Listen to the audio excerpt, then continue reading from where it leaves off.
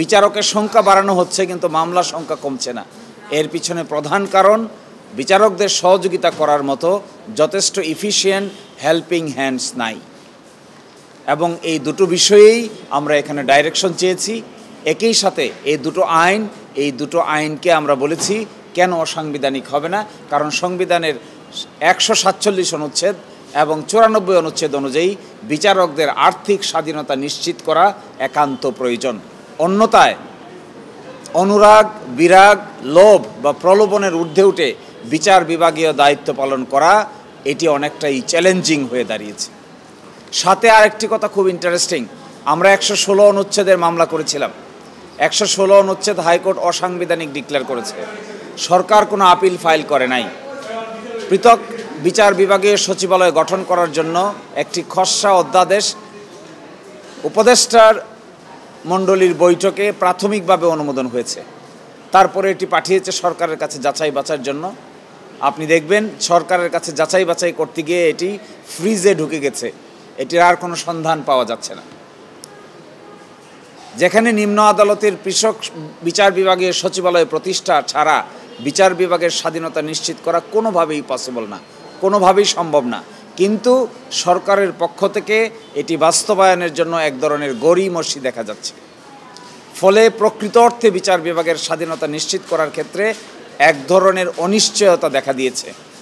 আমরা মনে করব অর্থ মন্ত্রণালয় যারা এই আর্থিক বিধানটা দেখার জন্য যাচাই বাছাই রেখেছেন, তাদের উচিত হবে দ্রুততম সময়ের মধ্যে এর আর্থিক নিশ্চয়তা প্রদান করে জরুরি ভিত্তিতে আইন মন্ত্রণালয়ে পাঠিয়ে এটি অধ্যাদেশে রূপান্তর করা। অন্যথায় পৃথক বিচার বিভাগীয় সচিবালয় আমাদের চিন্তাই থেকে যাবে, বাস্তবে রূপান্তর করা সম্ভব হবে না।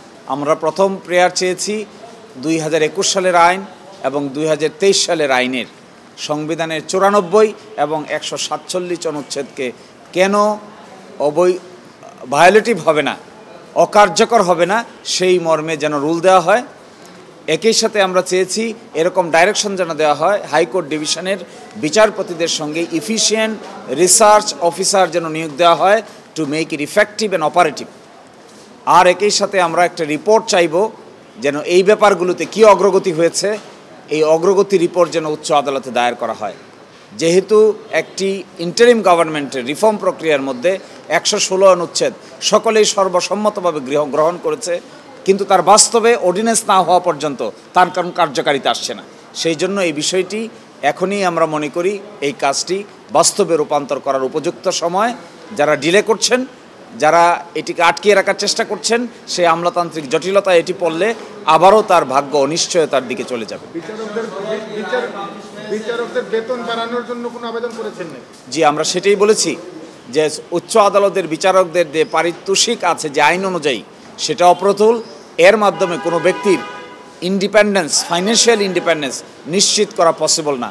সুতরাং এটাকেও পার্শ্ববর্তী দেশগুলোর সঙ্গে তুলনা করে একটি ইনক্রিজড লেভেল অফ স্ট্যান্ডার্ড লেভেলে নিয়ে যাওয়া দরকার, এই প্রশ্নও আমরা তুলেছি। কবে হিয়ারিং হবে? আশা করি আগামী সপ্তাহে এই মামলা শুনানি হবে। 116 রায় আমাদের জানা মতো প্রায় সম্পন্ন হয়েছে। হয়তো অচিরেই মাননীয় বিচারপতিগণ এটি পাবলিশ করবেন বলে আমরা প্রত্যাশা করি।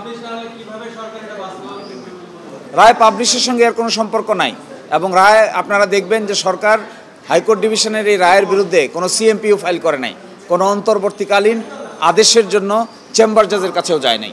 সুতরাং ধরে নেওয়া হচ্ছে যে এই ব্যাপারে তারা উদ্যোগী ভূমিকা পালন করতে তাদের পক্ষ থেকে কোনো আপত্তি নাই। আপনাদের জন্য শুভকামনা।